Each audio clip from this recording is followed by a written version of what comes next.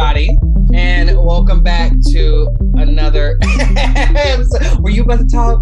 No, you got it, girl. Okay. Well, hello, everybody, and welcome back to another episode of Relative Pitch. I know you might be a little off put because I've been introduced in the past couple of ones because I'm feeling myself a little bit. I usually don't like to talk because I mess up, but on this week we are going to talk about a tweet, a performance, and life.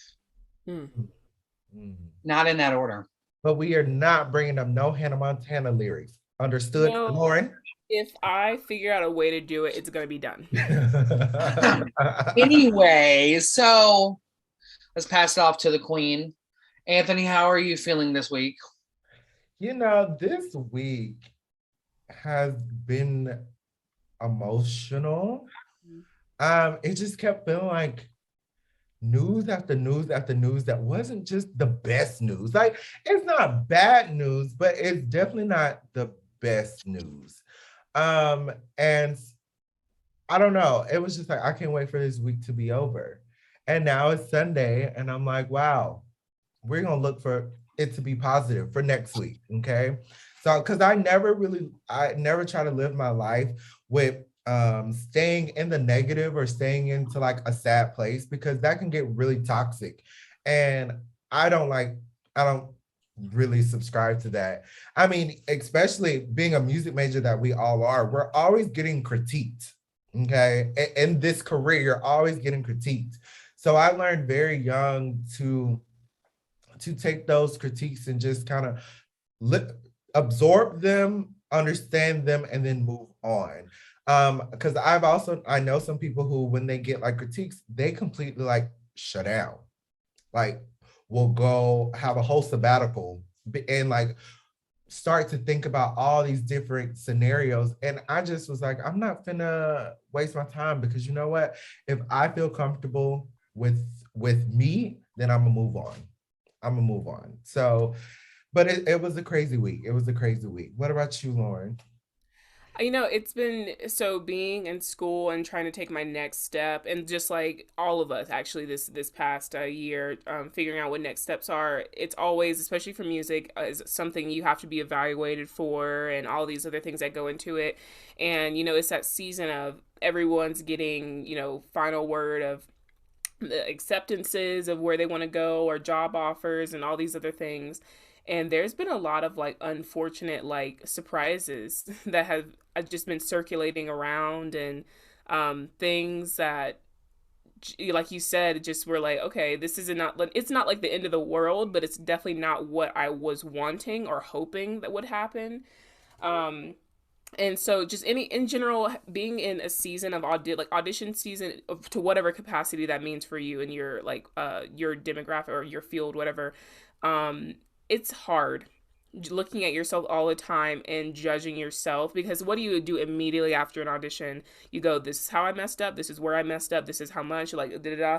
So you're immediately already not even saying the things that you did really well, but the things that you like didn't do as well in, and so I understand that it can get very toxic in audition season, because the entire time you're just evaluating yourself and honestly just pulling out the negative things, not really the great things about what you're doing. So that part I relate to a lot, and I'm glad to be almost on the other side of this. So it's hard. Comparison is a bitch, to put it frankly. It really is. And we do it the most ourselves. I do it the most to myself, unfortunately. I know that's something me and Michael, as performers, do a lot. We've had to talk each other off the cliff many times. Michael, what do you think about that? I was talking to a colleague recently. And we were like talking about other fields and rejection, and how like other fields have rejection, of course, and no one's just going to go out for a job and get it, but we face it so often. Just think of the academic sense. You have chair placements right off the bat. You have lessons every week where you're told what you do wrong, and sometimes what you do right. You have ensembles where you're told when you do wrong and do right. Then you have juries who have heavy grades on it, or you have recital hearings. And then you have other recitals that you play on throughout the semester. So that's like in just the course of one semester, that's 6 different things Yeah. that we can get rejected from, or our ideas are rejected. Mhm. And more often than not, most of these people are just going for these internships and or job stuff, and they apply once out of their 4 years or a couple of them over the summer, and they get those. We also have summer music festival where most of us apply to 3 to 5. That's another thing. So it's like I feel like we, like the community as music people, are more okay with rejection. We've learned how to cope with it. We have to get used to it more We often. have to, you have to, or you're going to get bogged down in the weeds and you're going to get stuck. Yeah. If you take everything to heart, like, of course, pour yourself into it, have an emotional release after whatever you either get accepted to or rejected from, and then you have to move on. Yeah, this week was weird. It was very long. I barely made it to Friday. We were hosting a conference this week, so Mm. What you said, musicians kind of we get used to it. And one thing I have to say is like for us, even though we get used to it, it doesn't mean that it still doesn't sting because first of all, music, whether you're a vocalist or you're instrumentalist, is personal to you. It's hopefully. very personal to you. Like, the choir that I have in my school, first of all, they're all beginners. And so it took a long time for them just to sing out because they were scared to share their voice because it's like, what if it's wrong? And like, it's my voice. So like, what can I do to change it? I mean, it's just how my voice sounds. So, you know, especially as young students, as young people, trying to make young teenagers or young children kind of accept rejection, what are we doing? Like, why are we making this so socially acceptable at their young age? What are y'all thoughts? I think it's the whole thing where people are like tough love, like they really push this idea of like tough love, or like they're gonna get rejected in real life, so they need to be rejected now, and um, all I don't know. I understand this, and this is where I'm splitsies. It's hard because it's like while it's great to make sure children know that they're progressing and everything, there are people who are in the mindset of okay, but like when they go out into the real world and they're applying to schools, which is the first thing you do when you leave high school, is applying to schools and getting either rejected or accepted. So that's their first taste already of that. Of there are people who are going to say no to you. And it does feel personal. I promise you, it really does feel personal getting those rejection emails and all those things. And so there are people like, if you don't prepare them for it, it's going to be, how are they going to react to it when they first get it? They're not going to know how to work through it. And so it's really hard, but like I mean as in this field, there it's forced that you're evaluated all the time. It's like there's never a part in ensembles. You have to have rankings when you're in do juries. You have to get a yes or a no of if you're, you know what I mean, and all these. There's so many ways, places, in how to distinguish people from each other, which is why it's so toxic. I will have to say as well, because and it's just truth. Like ensemble placements, I've seen the nastiest things come out of ensemble placements, and I'm like, how close were those markings, or how flipped could they be on a different day? And that's how I feel, because there are days where I'm like, I did an audition and I felt the worst about it just because of the day, the environment, da da da. And then other days it's completely different. I could have played the same repertoire. Audition season, that is literally audition season, where it's like I play the same exact stuff this day, perfect, this day, terrible. And so that's hard too. It's really hard mentally to go, okay, why in the world did this one day everything went the way I wanted it to, then the other day it just didn't? And the people are like, well, that just means it's a mental thing. It is. That doesn't make it feel better. That makes it feel more personal. You know what I mean? So I don't know. It's hard with kids. It's a very tricky area, I think, to be forcing like comparison and evaluations down their throat all the time, which is why standardized testing in general is a question mark again. I can't remember how many standardized tests we had to take and how many comparisons and numbers, you know. I still get PTSD from the CRCT. I'm Not just the you really. There's sometimes, y'all. I'm gonna be very honest with y'all. We be riding in Anthony's Jeep, and Anthony will start reciting the speech that we got before the hello, hello, CRT. hello, everyone. They'll say, "Good morning. You are about to take the criterion reference competency test.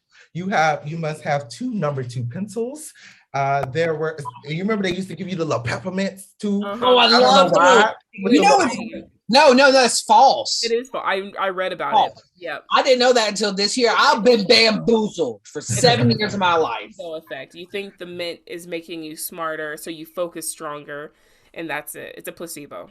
yeah, But yeah, and also I never ate them. I used to give them away. I'm like, I don't want oh, this. I wish I was in your class. I love me some Papa Man. But let me But just tell you, that was some of the best sleep I've ever had in my life, though. oh, you wake up like you wake up, you're like drooling, you're like, No, I remember one time there was so much drool on the actual test. I was like, I hope my answer's right. I thought it'll change them all. I was sleeping good because the thing is, the room is real quiet. It's cool, and I'm it's just like, cool. That was the thing. That was the thing for me. But no, I mean, going off of Lauren's point, yes, schools you do get rejected from, like right away at college. But the students who are doing that are already doing district and all state. They're used to it. My thing is, I want more normalcy of playing second and third parts. Because when I mean, still to this day, I have some reservations when I'm put on third. I'm like, why? Why am I on third? Like, because that's what we were trained from middle school to even college. If you go to certain colleges that use and abuse you and put you on first for every concert of every cycle, and then you have 2 lip injuries out of 4 years. seems a little personal. Anyways, I just want more normalcy of that. Like, I think Anthony does a really good job with this. Anthony hears all, quote me if I'm wrong. Let me know if I'm wrong. Anthony hears all his students, doesn't really give chair placements, but he does part assignments. And I love that because, like, you build normalcy of like, okay, I want you on second this time because this is what you're good at. This is what you're bad at. This part brings out both of that. I need you on third because I need a little bit more heft down there. And this person's better at playing higher notes lighter, but they need to learn how to lead. That's why I'm putting it on first. Not saying you have to give every explanation to all 75 kids in your room, but build a normalcy. Like, yes, hear every student individually at the beginning of every year, every semester. But you don't need a part assignment. You don't need a chair placement list.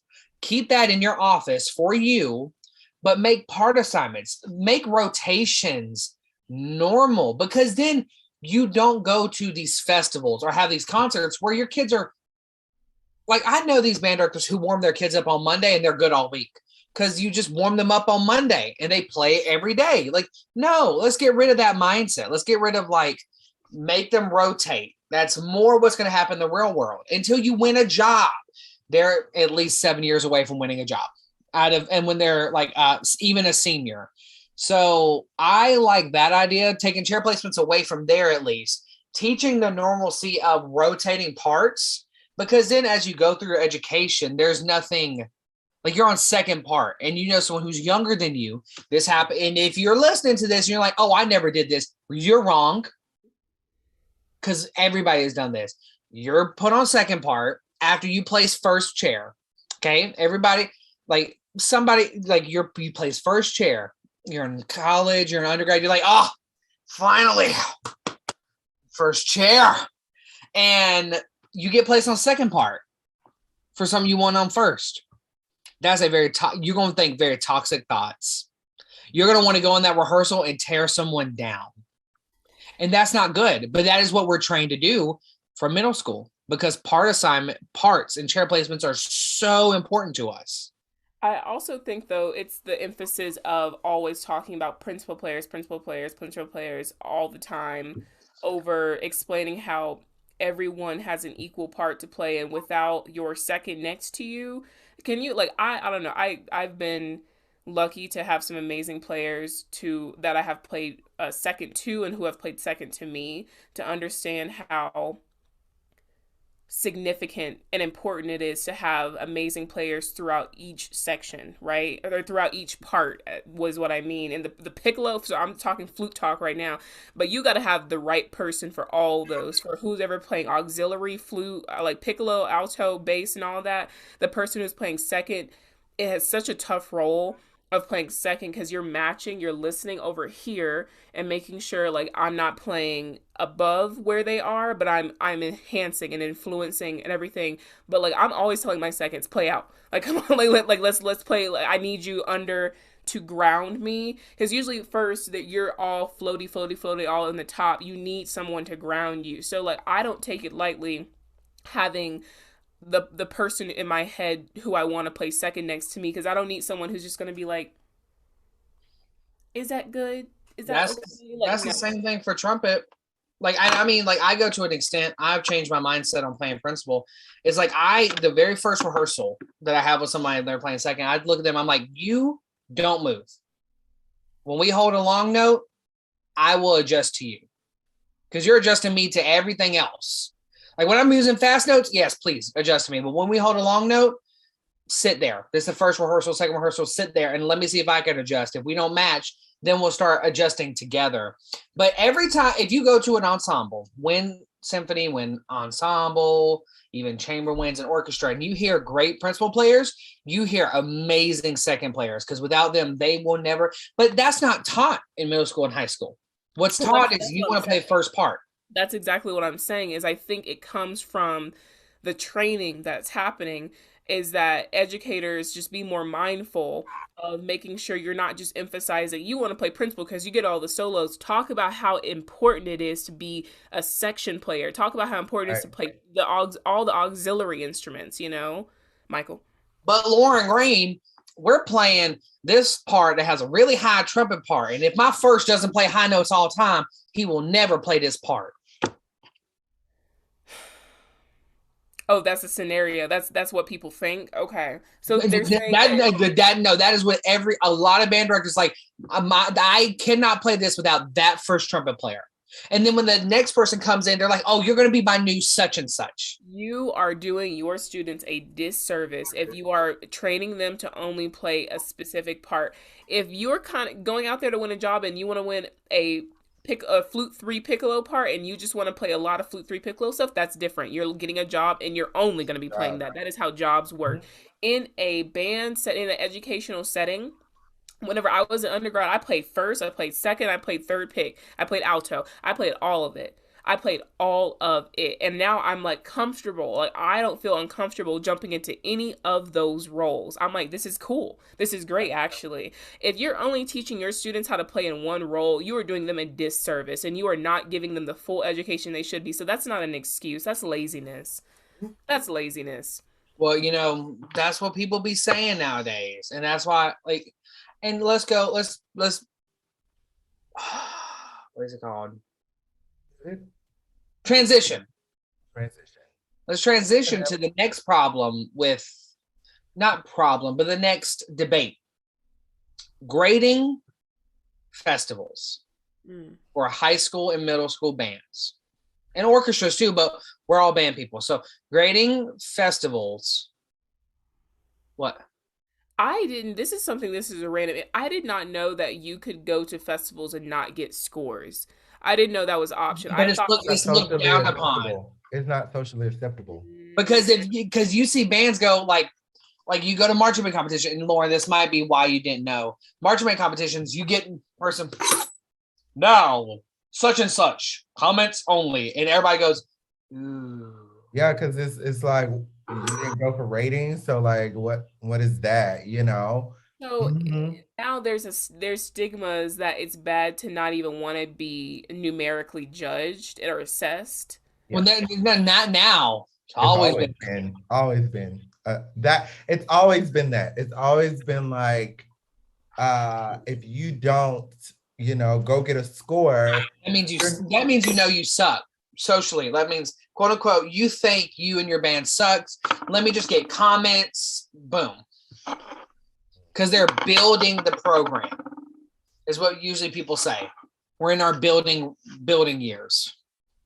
And also, it's just like, so if I had this big 6A kind of high school band and we went to a festival and we went comments only, they're going to look at us crazy. Actually, I know this for a fact because I will have to say I was like this. When I went to college, I met some people who were from this very big performing arts school, Pebblebrook High School. They're known for their, classical arts, but their choirs always went for ratings.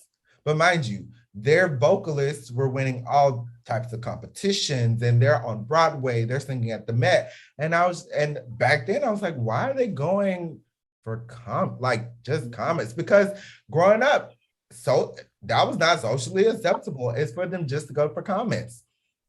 Now I see why, and I talked to some of the members and it was like, our director was just like, they felt that LGPE and stuff like that has become a competition, even though it's not designed to be, but it has become a competition. So we're not even going to do the competition route. We're going to go for comments. We're going to go get the critiques to make it better, but for a numerical score, no. Well, because every director, and if you a director and you do this, I'm not adding you because you're not the only one, race to their freaking Facebook.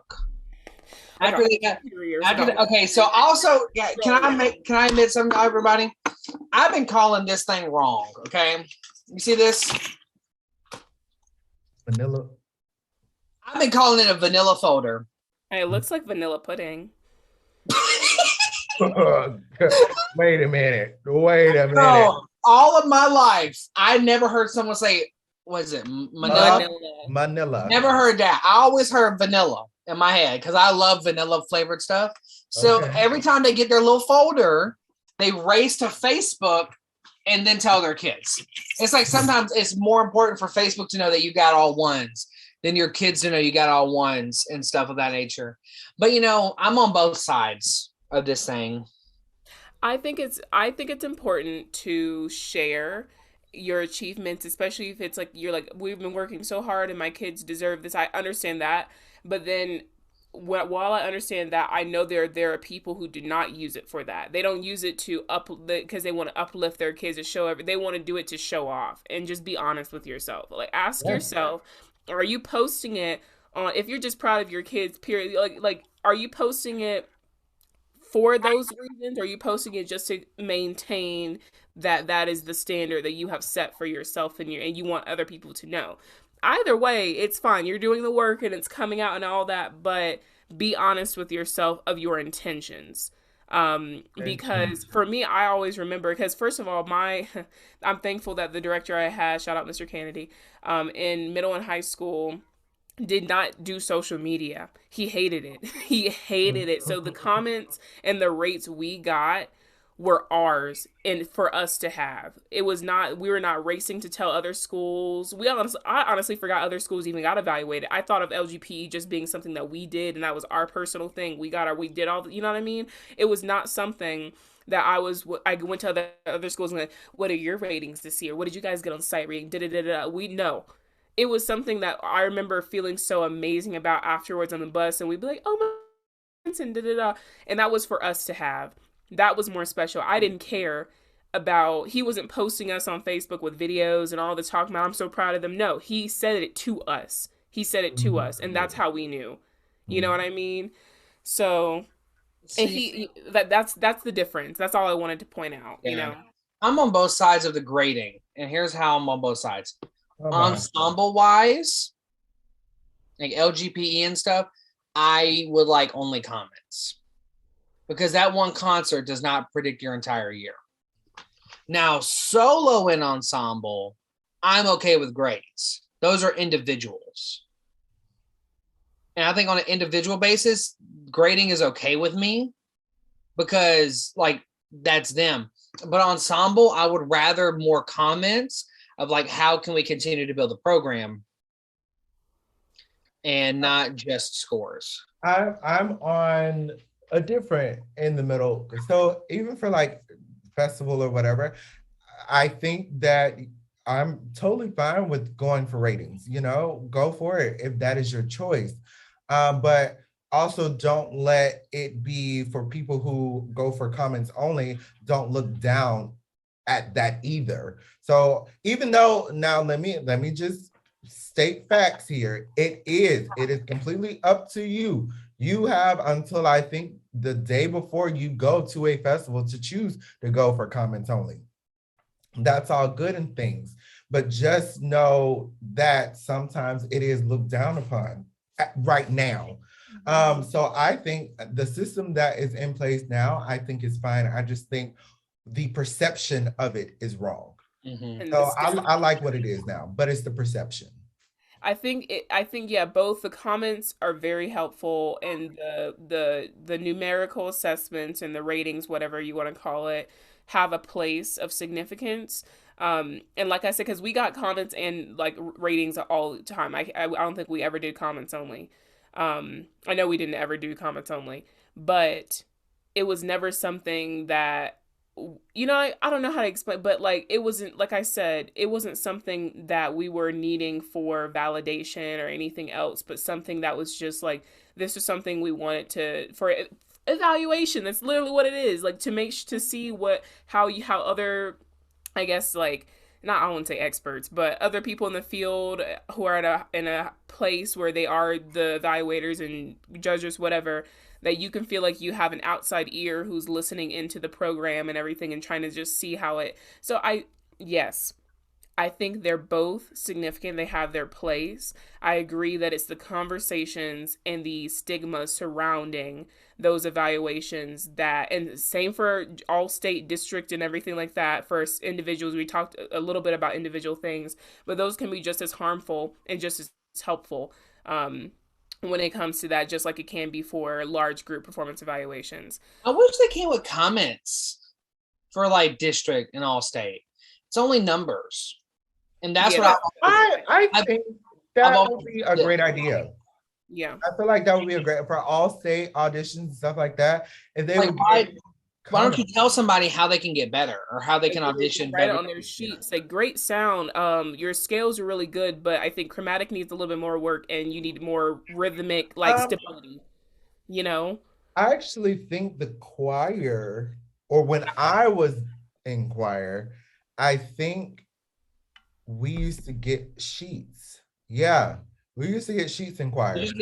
I mean, we get the sheets, but like, what do we get the sheets? I don't know.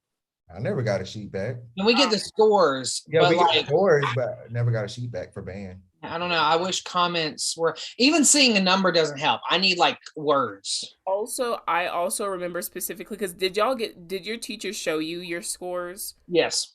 Yeah. See, Kennedy, I have to go back and ask him. Shout out Kennedy again. Hi, if you're listening to this.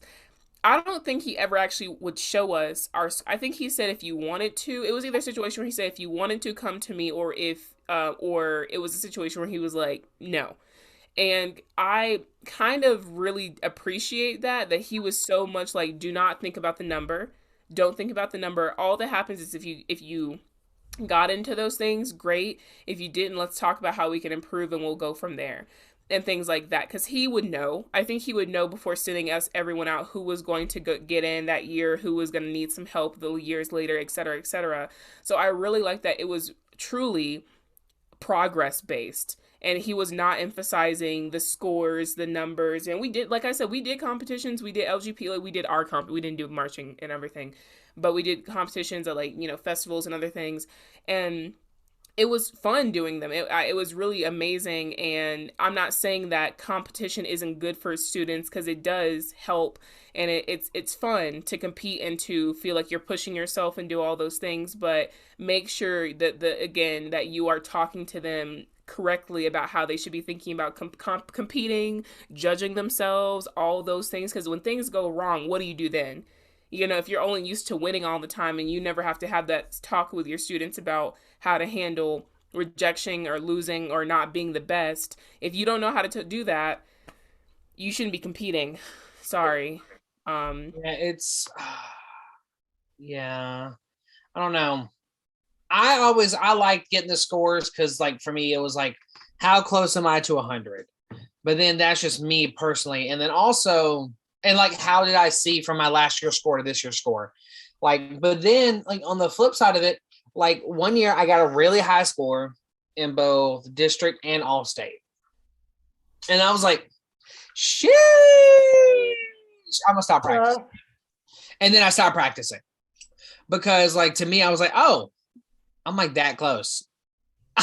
I'm good. I'm gonna just stay here. And then like I just stopped practicing. And then like the next year my score was lower, but I still made it. And I was like, whoa, I still made it. Wow. But I don't know. So it's like it's weird. It's a weird thing.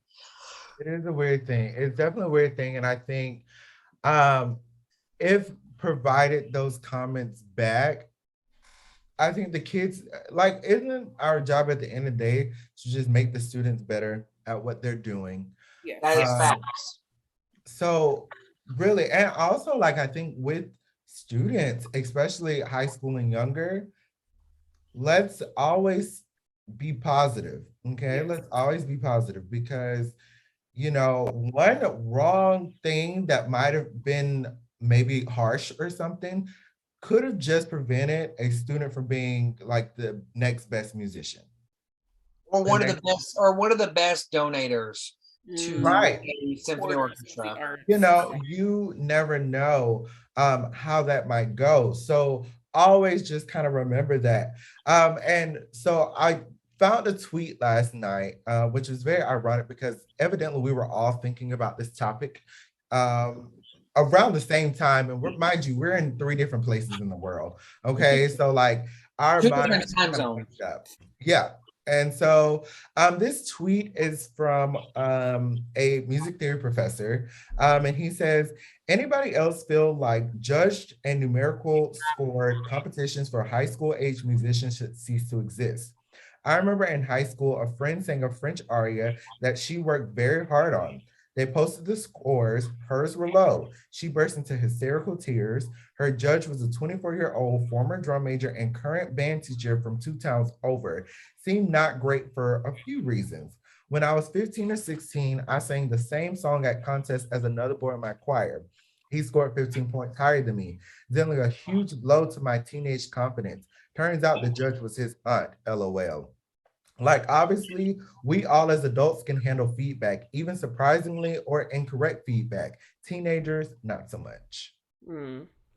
That's something really to think about because that's another thing that happened a lot with those competitions were biases, cheating, just flat out cheating, and a lot of other things. So then you're saying like, is it really helpful? You know, whenever there's so many irregularities happening with that, you would hope that people aren't doing that, but we know it happens. We know it happens. We know it happened. It still happens, and it will continue to happen because people are people. Humans are humans, Right. And they look out for their best, like their self interest first over anything. Yeah, because that's what humans do. Exactly. And also, I think sometimes with judging is that you don't know, like if you're judging a school, you don't know where this school is from. They could be dirt poor, and this is all they got. And then if this is all they got and they get a terrible score, now you just done ruined it for them. It's like, well, what's the point? What's the point? And also, like, this goes for other things. I've also have seen like some schools, so take your non-traditional bands. So like your HBCU style bands or things like that. When they would go to festival, they would not get, sometimes not the best scores.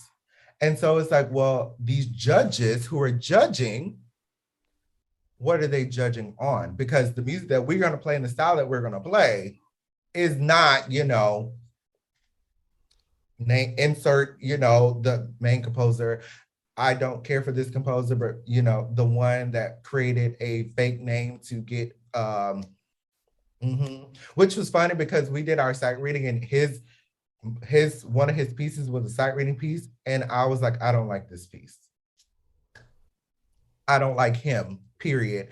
And I told the kids, I was like, yeah, I don't like him personally. Yep. If a person, because all of you should know who I'm talking about, if not Google, it's a composer who created a fake Asian female, started writing music in a more like an Asian aesthetic, so that because he Yep. wanted for his music to be more demographic. Why hasn't he been canceled in the band world? I mean, when Midwest cancels you, but these organizations are still having his music as state literature.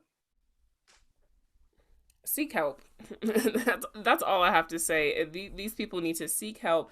Please just self-reflect, internalize, think about what we just talked. We talked about a lot.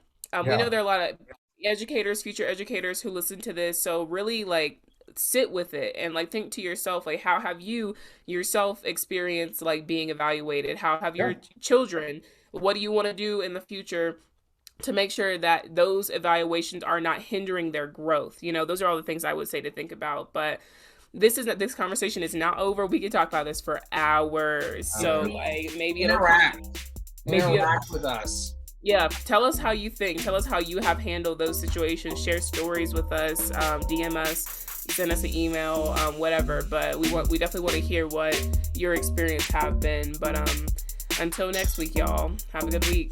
Bye. Bye.